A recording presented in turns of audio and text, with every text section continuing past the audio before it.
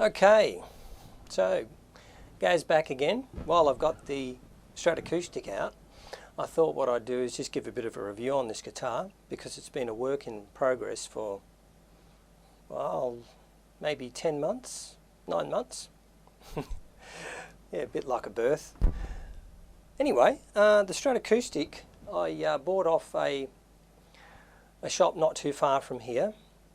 I considered getting one from America that needed work done on it, as we know, and as is clearly expressed by certain people, that we cannot buy new guitars from America, can we? Can't do that in Australia. We must go through the musical fraternity here. When we say that, I'm talking about we must go through the shops here that have the rights for that sort of thing, and the extra price that they put on.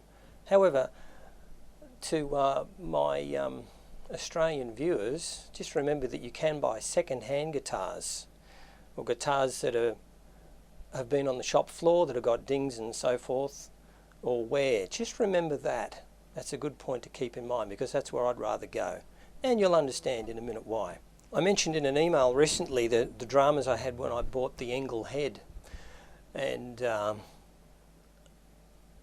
how we went through actually two heads and they both needed repair. One was a markdown item that I got from a very big company here in Australia, and the second one was a brand new one, unopened, in a box.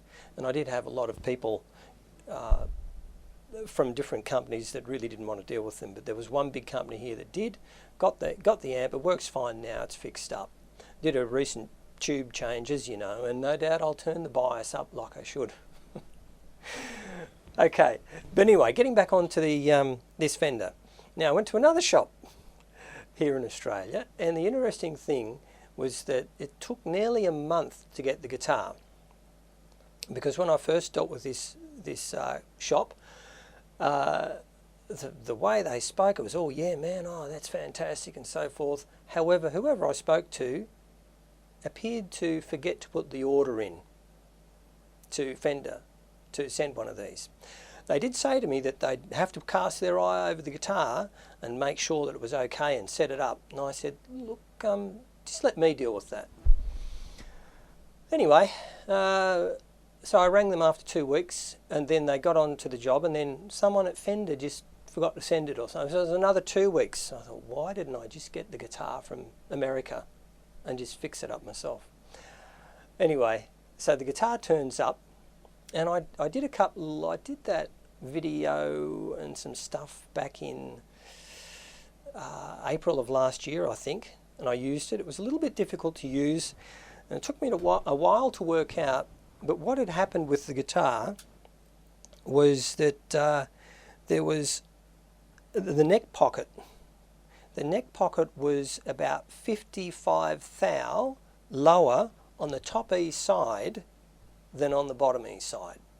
So someone had gone a little bit crazy with the router. So I packed that up, and then eventually put a bit of tilt into the neck to get a nice low action. And that worked okay. That basically fixed it. There's a little bit of fret buzz at the moment, and as you can see, I've just, on the weekend, last weekend, scalloped this neck. So that might have a little bit of adjustment in time. Now, the other thing I did, I bought, and let me just stress this, I bought a Roland GK pickup for it.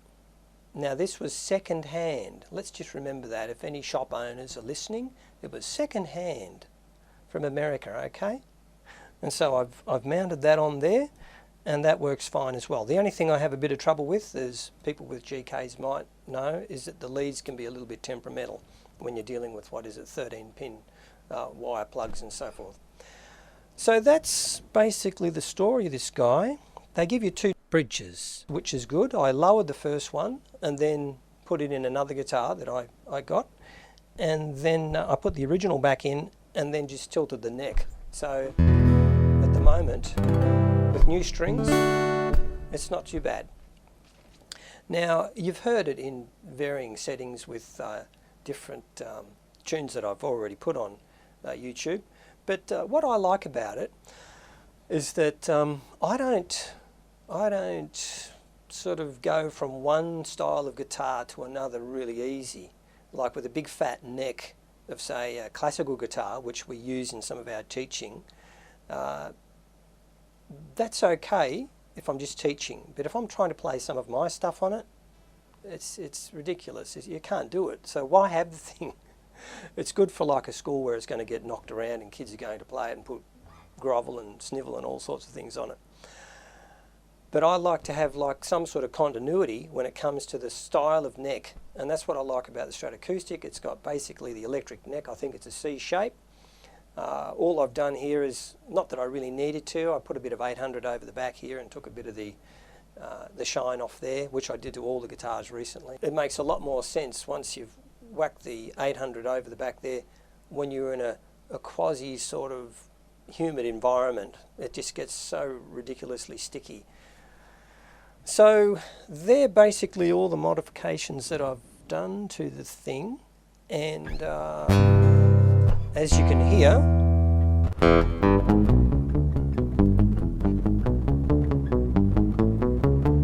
it's actually quite quick to track. It's a little bit quicker than the Stratocaster that I've got the GK on, because they're a thicker string, and I believe that's the consensus when you listen to anyone on YouTube talking about these things. So oftentimes when I'm doing a backing track, I'll use this thing if I need absolute accuracy.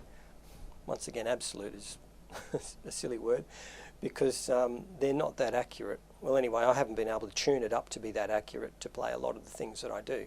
But it's a lot better with bass, as I was just playing there, especially with the backing track setting. But what I was going to do initially was put an internal unit on.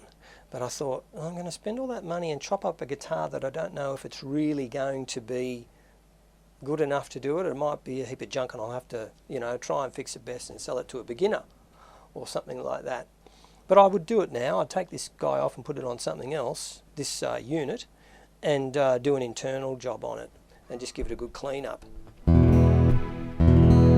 So it's quite nice with the strings.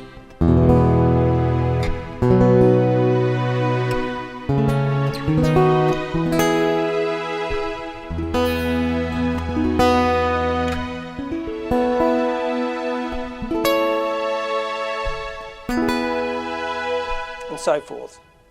The other thing I like is some of these sorts of sounds.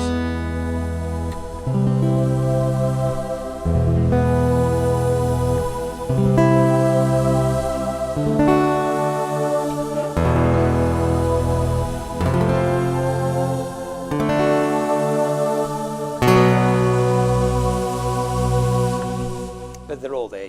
Anyone who has a Roland knows what they're like. It's just, and if you don't, it's just a whole heap of sounds that you get on a Roland synthesizer, and you can basically play them on the guitar. You might not be able to play them with the same sort of attack and speed that you can if you're a decent keyboard player, but at least you'll be able to get a lot of that ambience and a bit of background there, such as...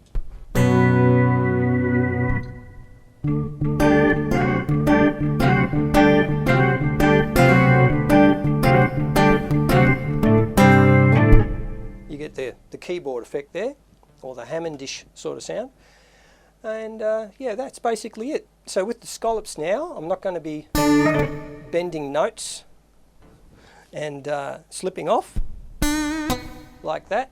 I shouldn't be. It's my fault if I do anyway. So I've whacked them all over in the graduated sort of way of doing them, so that they're not that